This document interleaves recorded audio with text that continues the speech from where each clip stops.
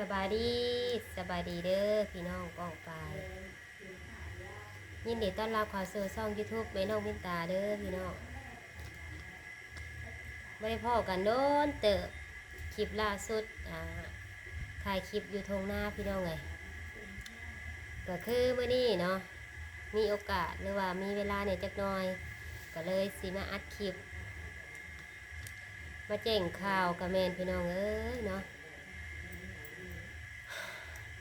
ข่าวก็มีอยู่สองเรื่องมีทั้งข่าวดีแล้วก็ข่าวบดีพี่น้องเลยสำหรับข่าวที่บดีแน่ก็คือเนาะเกิดเรื่องกระทันหันก็คือเกิดเหตุกระแม่นพี่น้องเลยเกิดเรื่องกระแม่นกันสิว่าแล้วก็ได้เป็นเรื่องที่แบบบ่อยากให้เกิดแต่มันเกิดนะพี่น้องสวัสดีป้าลุงเลยลูกสวัสดีจ้าสวัสดีจ้าก็คือแม่น่ะพี่น้องเลยป่วยแบบกระทันหันเนาะ แต่ก่อนนี่สิมีเตียงอยู่ได้นี่แหละบอนที่แม่น้องมินตานั่งนี่แหละก็คือเมื่อนั่นน่ะ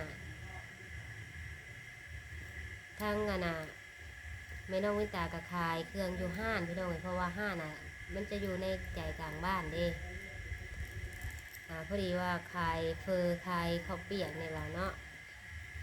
พอดีว่าช่วงแรงๆนะประมาณบ่ายๆแรงๆเนี่ยแหละประมาณ4 โมงกว่าๆก็เลยว่าสิออกทงหน้าเนาะเพราะว่าแต่ละมื้อน่ะออกทงหน้าได้ออกไปนอนอยู่หน้าแล้วก็ให้เด็กๆ3 คนนอนน้ำไม่เท่าแล้วพอดีว่ามื้อนั่นน่ะสิขึ้นมาเฮือนนี่แหละพี่น้องเลยสิขึ้นมาแบบมาแต่งอันนี้อยู่ในกินนะแต่ละมื้อก็ต้องได้แต่งอยู่แล้วแบบได้มาหาเอาข่าวเอาอย่างออกไปทงหน้าจังสินะมาเฮือนแล้วก็พอดีอาบน้ำอาบน้ำแต่งตัวแล้วก็สิเกียมเอาเข่าเนาะเข่าหนึ่งเข่าเนียวเฮานี่นะพอดีแม่แล้วก็ย่างมาเตลินเนาะเพื่อนสาวอยู่ข้างๆแล้วเพื่อนสาวแล้วก็ย่างมาเตลินแล้วก็สิมาช่วยเข่ากับพอดีนั่งร่วมกันน้อยนึงประมาณได้อยู่ประมาณ5 นาทีนะนั่งคุยกันอยู่ดีๆแล้วก็เอ็ดลงข้างๆพี่น้องเอานะไอ้ลงข้างๆก็คือเบื้องครัวนี่แหละเนาะแบบเตยลงอย่างซี่นะเรือใจแห้งพี่น้องเลยแลนส่วนแม่เนาะแม่น้องมิตาก็แลนไปส่วนเพิ่นแบบว่าคุยกันดีๆแหละแบบ เราหยุดนะเราหยุดว่าวนะก็เลยว่าเดี๋ยวไปเบิ่งเพื่อนผัดเฮ็ดแขนเตยลงอยู่จังซี่ก็เลยแล่นไปส่วนเพิ่นหลังจากนั้นเราก็มือโกจังเขาเรื่องโกจังเขาแล้วก็ปากก็เบี้ยวไปเลยเนาะปากเบี้ยวไปทันทีเลยนะมือตีนนี่แบบแกะเอาเลยแล้วก็ปุยน้ำปุยยังเอากับโบได้พี่น้องเลยเหลือใจแห้งซวยโบได้เนาะตอนนั้นคิดยังบ่ออกเลยกันนะคิดออกแต่ว่าเฮ็ดจังไดแม่สิคืนมาเฮ็ดจังไดแม่สิเศร้าอย่างที่นะก็เลยว่าน่ะสาวเนาะให้เพิ่นไปเทศนาก็คืออยู่ในหมู่บ้านนี่มีถ้ำยอนเนาะก็คือในครอบครัวนี่ก็แบบเขาถ้ำยอนอยู่แล้วนะทั้งแม่แล้วก็เคยจำศีลเนาะจำศีลภาวนาก็คือทุกๆวันศีลวันพระใหญ่ศีล8หรือว่า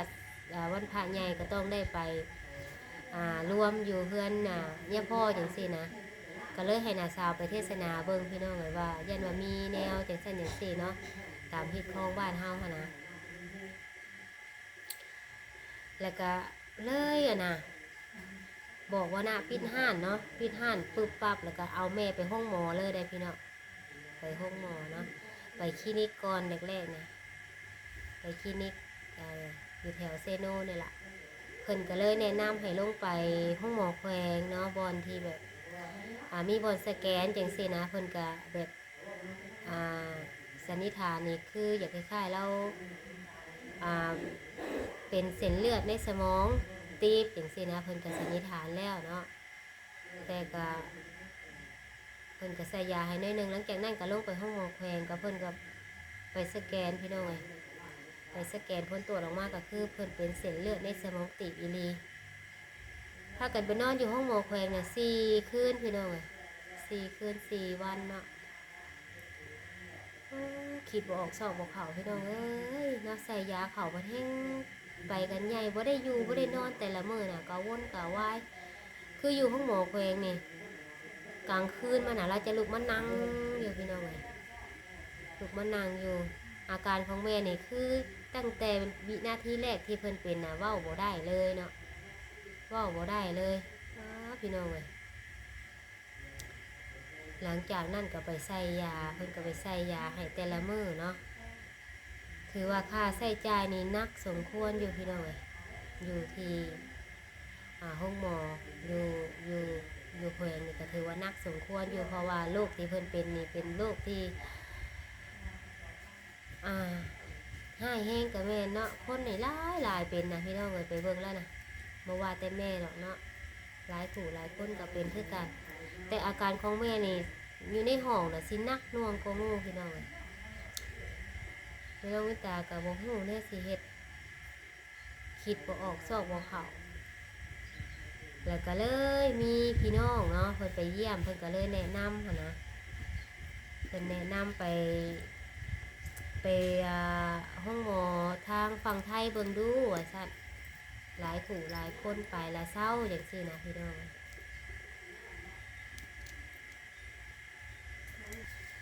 หลายผู้หลายคนไปเศร้าจังซี่นะแล้วก็เลยโทรถามเนาะโทรถามพี่น้องอยู่ทางผู้ที่เพิ่นเคยพาพ่อพาแม่ไปรักษาจังซี่นะเพิ่นก็ว่าเศร้าพี่น้องเอ้ยเนาะไปรักษาอยู่ทางฝั่งไทยมุกดาหารจังซี่นะพี่น้องวิตาก็เลยสนใจเพราะว่าอยู่ห้องหมอก็ได้4 มื้อ 4 คืนแล้วก็อาการก็บ่ดีขึ้นเลยจังซี่นะก็เลยตัดสินใจย้ายเนาะย้ายบ่อนรักษาว่าซั่นซะตอนนั้นก็เลยว่าสิไปรถส่วนตัวเนี่ยรถพี่น้องทีแรกเนี่ยว่าจะรถพี่น้องรถส่วนตัวไปแต่ว่ามือสิไปแท้ๆนะพี่น้องเลยอาการแม่พัดซอกแบบนี้นะซอกจนแบบสิเอาเล่าบ่ได้นะอยู่ห้องหมอแพงนะพี่น้องซอกอาการเพิ่นซอกแล้วก็เลยต้องได้ใส่จำเป็นได้ใส่ออกซิเนาะมือสิง่ายนะได้ใส่ออกซิแล้วก็สิเฮ็ดจังไดบัดนี้นะก็เลยว่าขอรถห้องหมอเพิ่นเนาะขอรถห้องหมอเพิ่นก็เลยว่าบ่มีอยู่ทางห้องหมอนะพี่น้องเอ้ยมันยากจังซี่นะก็เลยขอรถกู้ภัยบัดนี้นะขอความช่วยเหลือจากรถกู้ภัยค่าใช้จ่ายนี่ก็แพงสมควรอยู่รถกู้ภัยก็ได้ตอนไปนี่ก็3,500พี่น้องเอ้ยตอนไปนะ3,500ขากลับมานี่ก็5,500รถกู้ภัยนะก็ถามว่าผู้มีเงินน่ะก็บ่แพงพี่น้องเนาะแต่ถามว่าเทียบผู้ที่หาเงินยากมันรายได้มันลำบากเนาะคืออยู่ทางลาวนี่เฮานี่ก็ถ้าคือไม่น้องวิตานี่ก็ถือว่าแพงได้พี่น้องเลยสูงอยู่เนาะแต่ก็จำเป็นล่ะพี่น้องเลยอยากไปให้มันสุดก็เลยตัดสินใจเนาะถามเอื้อยก็เลยตัดสินใจพาแม่ข้ามไปใส่ออกซิเจนเนาะใส่ออกซิเจนไปถ้าว่าสิไปแบบรถส่วนตัวย่านเพิ่นบ่ฮอดอย่างที่นะก็เลยเพิ่งพาอาศัยรถเพิ่นแพงก็จำเป็นได้ไปหลังจากไปฮอดแล้วเด้อบ้านนี้พี่น้องเลยหลังจากไปฮอดแล้วเนาะอยู่ทางนั่นเนี่ยมันก็คือว่าละเฮากับมันคนต่างชาติเนาะพี่น้องเลยคนต่างประเทศการต้อนรับเนี่ยมันก็สิแตกต่างกันอีกพี่น้องวิตาก็บ่เคยจักเทื่อเนาะเป็นครั้งแรกในชีวิตที่แบบเอาผู้ป่วยนักๆไปจังซี่นะเนาะเพราะว่าตอนพ่อป่วยตอนนั้นน่ะเราก็อยากไปรักษาอยู่แต่ว่าบ่ได้พาเราไปแต่10 ปีก่อนเพราะหลังพี่น้องไงพอเราป่วยเป็นโรคปอดนะเรามีความหวังก็คือเราแบบเราอยากไปรักษาอยู่ทางฝั่งไทยนะเราอยากไปเนาะอยากไปมุกดาหารนี่สินะแต่ว่าบ่ได้พาเราไปก็เลยแบบกินแหนงอยู่เนาะแต่ว่าแม่เป็นรอบนี้ก็เลยตัดสินใจพาไปพี่น้องไงบางที่เพิ่นช่วงเพิ่นเศร้าอย่างที่นะ ตามหลายคนว่าก็ช่วงเช้าเนาะก็เลยไปแต่ว่าไปแล้วพี่น้องว่านี่นะหนึ่งมานี่ก็เป็นครั้งแรกในชีวิตสองมานี่ก็เงินในกระเป๋านี่ก็บ่หลายพี่น้องก็หลายคนว่าเพิ่นมีค้ำประกันแจงสั้นแจงซี่เนาะแม่น้องมิตาก็ลองเสี่ยงเบิ่งแต่ว่ามือที่แม่น้องมิตาไปนะเพิ่นก็บ่ได้ถามเอาดอกเนาะว่าเงินประกันแจงสั้นแจงซี่หั่นนะเพิ่นก็เอาเข้าไปห้องฉุกเฉินก่อนเนาะเพิ่นก็จดถ้าจดซื้อจดเสียอีหยังต่างๆนี่ล่ะเพิ่นก็ถามว่าตัวอยู่ลาวเป็นเพิ่นถามว่าเป็นโรคอีหยังจังมาจังซี่นะเนาะไม่ต้องไปตากรายงานไปตามความจริงนั่นแหละก็คือเพิ่นเป็นโรคเส้นเลือดในสมองตีบเนาะเพิ่นก็เลยว่ามาฮอดพี่แล้วก็ต้องได้สแกนใหม่เอ็กอนาเฮ็ดใหม่ว่าทุกอย่างจังซี่นะเนาะเพิ่นก็เลยว่าจังซั่นไม่ต้องไปตาก็เลยตามเพิ่นนั่นแหละเนาะก็เฮ็ดจังใดเฮาไปฮอดมือหมอแล้วหั่นนะพี่น้องเลยหลังจากนั้นก็เพิ่นก็เอาคนป่วยเนาะแยกกันกับพี่น้องอย่างซี่นะเพิ่นก็คนป่วยก็ให้อยู่แต่คนป่วยอยู่ในเพิ่นล่ะพี่น้องวิตาก็นั่งรออยู่ข้างนอกก็โดนในพี่น้องเลยโดนเนาะหลายชั่วโมงอยู่ประมาณอยู่ชั่วโมงกว่าเพิ่นล่ะหรือว่า2 ชั่วโมงเพิ่นล่ะประมาณ2 ชั่วโมงนี่แหละนั่งรอเนาะหลังจากนั้นเพิ่นก็เนาะหลังจากที่ไปเสียเงินค่าสแกนแบบจ่ายก่อนอย่างสินะค่าสแกนค่าอันนั้นอันนี้นะรวมแล้วค่าสแกนค่าบริรวมค่ายานะพี่น้อง10,000 กว่าบาทเนาะประมาณ10,000 กว่าบาทนี่แหละเพราะว่าใบเสียเงินอีกอย่างเลยทางหน่วยกู้ภัยเพิ่นเอาให้อยู่ทางเจ้าหน้าที่อยู่ทางด่านหมดแล้วพี่น้องมิตาก็ไปถ่ายรูปไว้พี่น้องเลย10,000 กว่าบาทเนาะตอนนั้นน่ะหลังจากนั้นเราก็รอเพิ่นซื้อเนาะเพิ่นก็ซื้อเข้าไปบ่โดนเพิ่นก็ซื้อเข้าไปก็คือว่าผลตรวจของแม่หรือว่าผลสแกนเนาะออกมาก็คือเพิ่นว่าแม่น่ะมีเลือดข้างในสมองว่าซั่นต้องได้รักษาหรือว่าต้องได้ปิ่นปัวว่าซั่นนะเพิ่นก็เลยว่า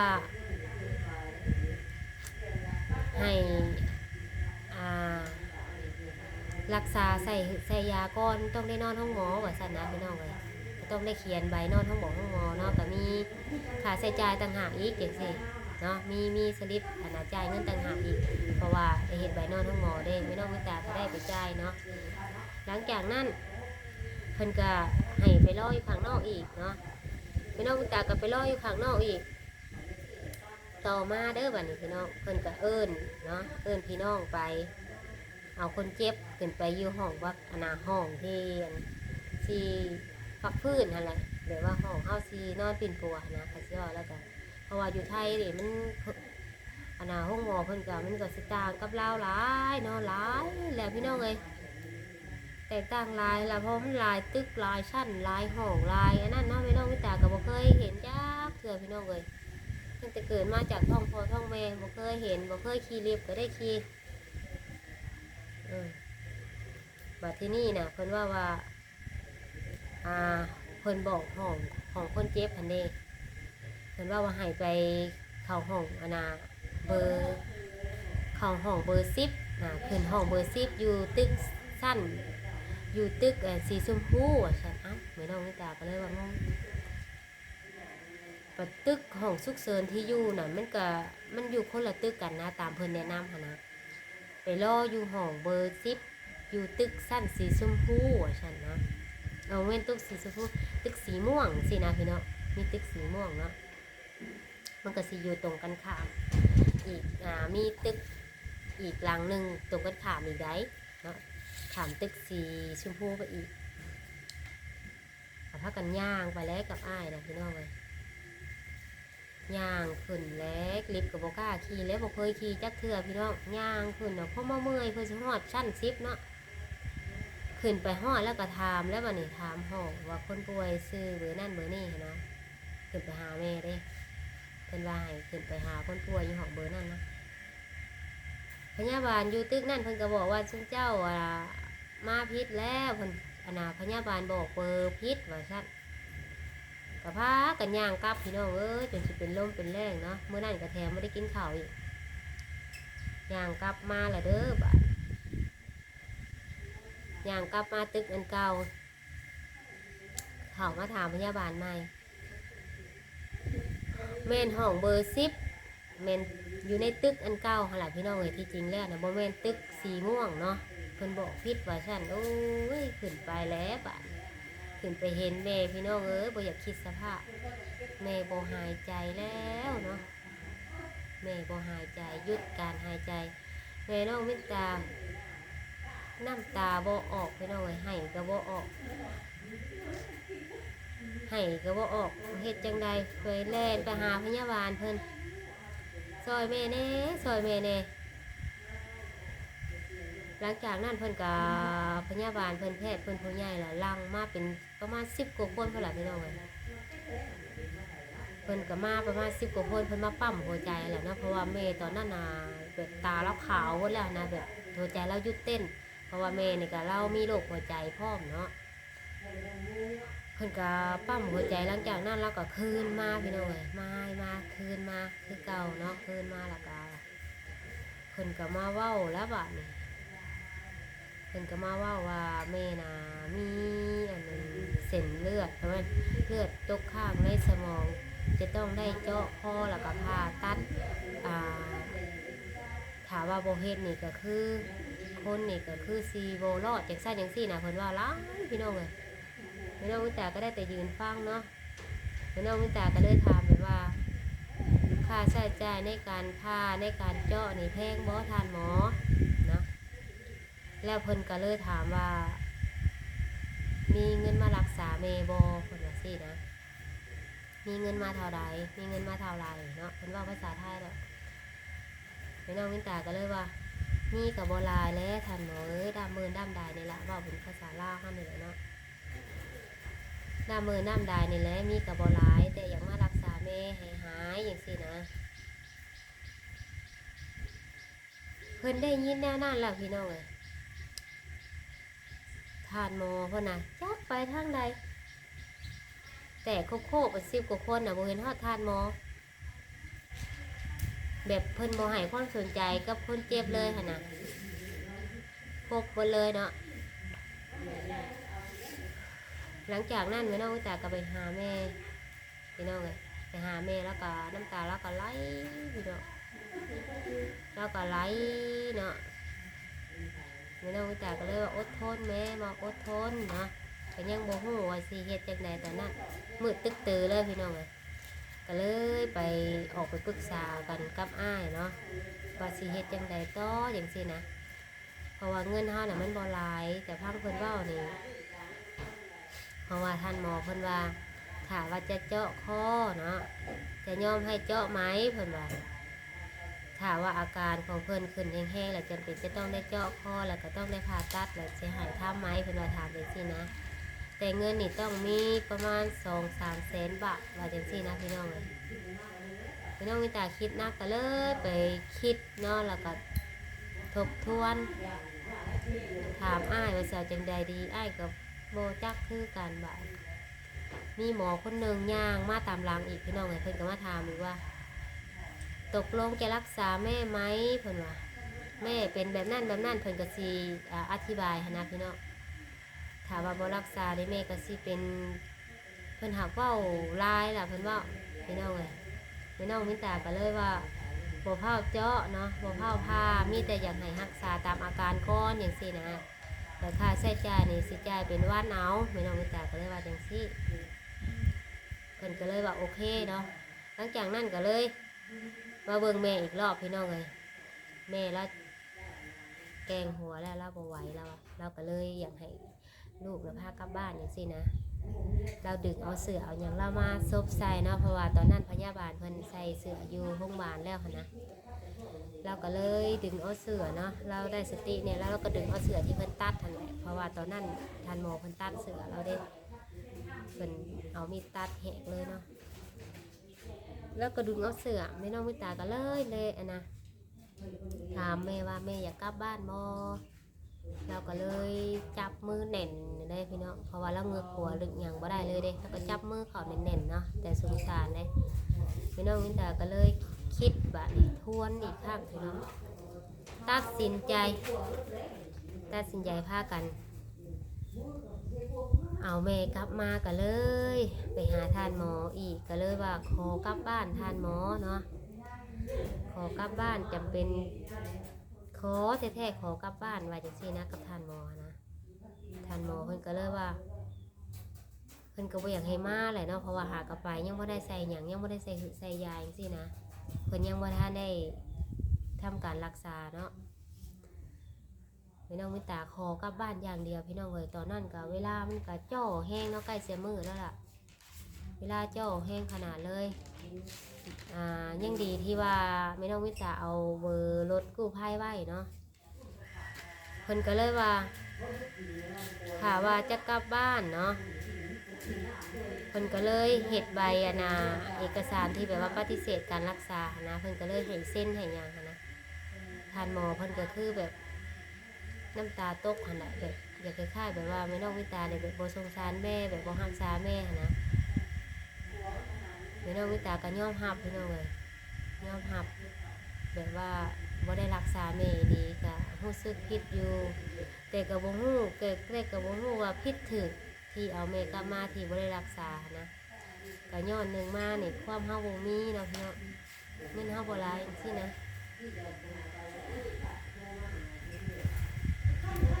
ก็เลยตัดสินใจพี่น้อยตัดสินใจตั้งสติแล้วก็ขอเนาะขอน้ำเพิ่นก็เลยเฮ็ดให้เพิ่นก็เซ็นให้หลังจากนั้นแม่น้องวิตาก็โทรหารถกู้ภัยพี่น้องโทรหารถกู้ภัยให้เพิ่นกลับมาเอาเนาะเพิ่นก็เลยว่ารถกู้ภัยเพิ่นก็เลยแนะนำว่าให้เฮ็ดใบออกห้องหมอเนาะเฮ็ดใบออกห้องบาลจังซี่นะมีใบเสร็จข้างแน่จังซี่นะหลังจากนั้นแม่น้องวิตาก็เลยไปบอกพยาบาลเพิ่นให้เพิ่นเฮ็ดใบเสร็จให้แต่ว่าเพื่อเพิ่นสิเฮ็ดใบเสร็จแล้วนั้นพี่น้องเอ้ย108,000ประการเพื่อสิแล้วบ่อยากคิดสภาพบ่เคยแบบนั้นจ้าเถื่อพี่น้องเอ้ยกั้นใจย่านบ่ได้มาเมื่อนั้นก็พูดนึงไปคิดอีกอย่างเนาะย่านแม่บ่รอดบ่หยังสมมุติเป็นหยังมาอยู่พุ่นจักสิอยู่ในสภาพแบบใดจังซี่นะทรมานเด้อดิพี่น้องไอ้ลูกก็บ่เคยฮู้บ่เคยเห็นเนาะหลังจากนั้นเวลามันก็จ่อลงทุกที่พี่น้องเอ้ยตาเว้นมันก็รับฟ้าแบบนี้นะรถกู้ภัยก็ถามมาบ่ได้บ่มีใบเสร็จจากห้องหมอบัดนี้พี่น้องมิตาเที่ยวแต่ไปกราบพยาบาลเนาะ10 รอบ20 รอบให้เพิ่นเซ็นให้เพราะเราชนแห้งอะไรพี่น้องไอ้ตอนนั้นน่ะ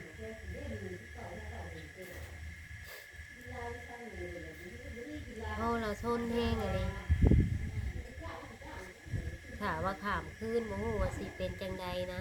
ยันบ่ได้มายันแม่เป็นนั่นเป็นนี่ไปอีกหลังจากนั้นใบเสร็จบ่ออกจ้าเถื่อพี่น้องไปกราบพยาบาลอีกรอบเพิ่นก็เลย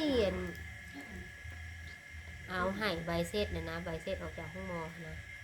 ก็เลยไทยแล้วก็ไปส่งไปให้หน่วยกู้ภัยเพิ่นจังได้มาได้พี่น้องก็สาดว่าทรมานเลยดิเกือบมาบ่ได้หลังจากนั้นก็ใส่ออกซิมาได้พี่น้องใส่ออกซิจนมาห่อเดือนเนาะย่านแม่บ่รอดตั้งแต่มื้อนั้นย่านแม่มาบ่ห่อเดือนน่ะล่าสุดพี่น้องข่าวดีแบบนี้นะบ่เว้าหลายเนาะถามว่าจะเล่านี่แม่น้องวิตานั่ง3 มื้อยังบ่หมดพี่น้องเล่าให้ฟังหั่นน่ะ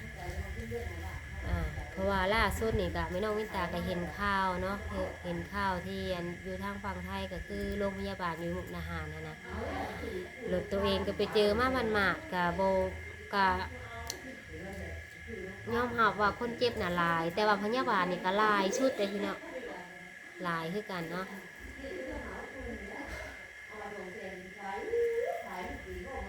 ยอมรับว่าทรมานสุด พี่น้องเอ้ยลำบากอะไรบ่เคยพบบ่เคยพ่อเนาะมาหอดเทือนแม่แล้วก็จนสิบ่รอดพี่น้องเอ้ยมื้อนั่นน่ะคืนนั่นน่ะเนาะได้แต่บีขั้นบ่จักแนวเฮ็ดพ่อพี่น้องเอ้ยเว้าข่าวดีบัดนี้สำหรับข่าวดีก็คือล่าสุดเนาะปัจจุบันมื้อนี้วันที่10วันที่17พี่น้องวันที่17หลังจากที่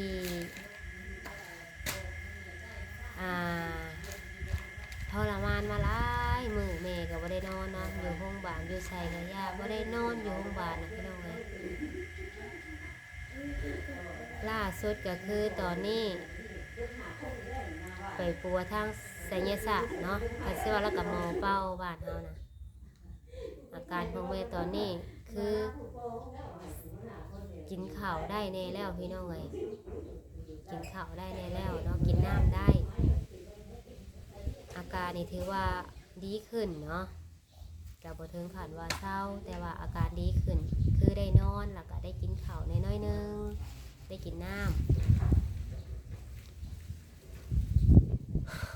พี่น้องเอ้ยจังใดก็ต้องขอบุญเนาะขอบคุณนำพ่อแม่พี่น้อง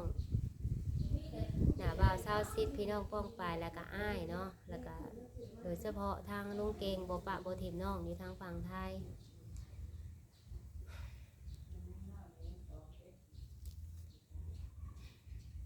ญาติพี่น้องลูกหลานห่มห่อพี่น้องเอ้ยเบิ่งแย่งเลยเถอะถือว่า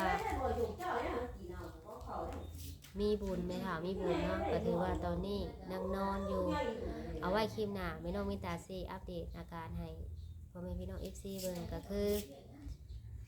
ค่อยๆปรับพี่น้องค่อยๆปรับตัวเนาะค่อยๆปรับตัวก็ถือว่าไม่น้องมิตาว่านางเว้าได้ตอนนี้ก็คือสามารถยิ้มได้ในแล้วน้อยนึงพี่น้องเลย16 มื้อเนาะที่ผ่านมาถือว่า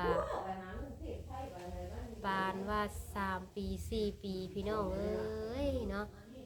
10 กว่าวันที่ผ่านมาน่ะปาน3-4 ปีแบบมันสารวนกันมันบ่มีเวลาพักบ่มีเวลาได้ระบายนั่นนี่เลยบ่มีเวลาเว้าเลยพี่น้องเอ้ยก็คือมื้อนี้เนาะเมื่อคืนนี่แม่เราได้นอนแล้วเห็นเราได้นอนแล้วก็ได้พักผ่อนเราสามารถกินน้ำได้กินข้าวได้แม่น้องวิตาดีใจพี่น้องเอ้ยดีใจแต่ว่าเรื่องอนาคตยังบ่ฮู้ก็ได้แต่ขอภาวนานะขอให้แม่หายดีหายเศร้าไวๆพี่น้องเอ้ยโอเคเด้อคลิปนี้สิได้ขอจบเพียงเท่านี้ก่อนมาแจ้งข่าวให้พ่อแม่พี่น้อง FC งามหูน้ำกันพี่น้องเลยเนาะหลายคู่หลายคนก็บริติดตามทางช่องพี่น้องมินตาเนี่ยก็โดนแล้วล่ะเพราะว่าพี่น้องมินตาไม่ได้คอยทำคลิปพี่น้องเลยจังใดก็อย่าลืมกดติดตามแล้วก็กดไลค์ให้เด้อพี่น้องเลยเนาะช่วงนี้ก็เป็นช่วงที่แบบทุกข์แห้งพี่น้องเลยทุกข์เนาะทุกข์ทั้งกายและก็ใจค่าใช้จ่ายแม่นี่ก็หลายพี่น้องเลยเนาะถือว่าสุดๆเลยไปมุกดาหารประมาณ 3-4 ชั่วโมงแล้วเบิดอยู่20,000 กว่าบาทก็ได้รักษาอย่างเลยได้พี่น้องเลยมีแต่ค่าสแกนยังซื้อเนาะแบบยังว่าได้ใส่ยาได้ค่ะพี่น้องเลยเดี๋ยววันนี้อยู่ลาวอีกอยู่ลาวนี่ก็หลายเนาะเพราะว่าคนว่าต้องได้ใส่ยาตัวดีรักษาโรคอันนี้นะพี่น้องมื้อละ 3,000 กว่าบาทเนาะอยู่ลาวก็ได้หรือว่านักสมควรอยู่ 3,000-4,000 ถามว่าข้างหึดทั้งค่ายารายจ่ายหลายแห้งพี่น้องเอาไว้พบกันในคลิปต่อไปเด้อคลิปนี้ไปก่อนสวัสดี